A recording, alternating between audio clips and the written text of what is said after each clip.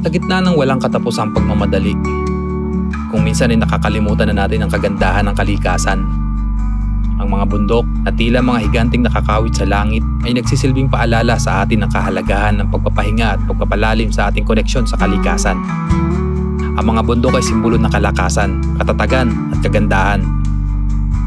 Ang kanilang mga tuktok na parang nag-uugnay sa lupa at langit, ang gilid ng mga bundok na tatakpan ng lundiang halaman na nagbibigay ng buhay at sigla sa paligid at ng isang pakiramdam ng kapayapaan at katahimikan.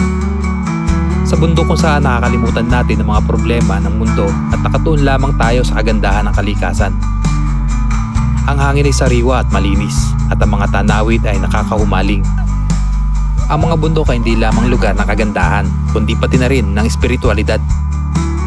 Ang mga lugar kung saan tayo maaaring mapalapit sa Diyos at sa kalikasan. Ang mga ito ay mga lugar kung saan tayo maaaring makahanap ng kapayapaan at katahimikan na kailangan natin upang maibalik ang ating balanse sa buhay.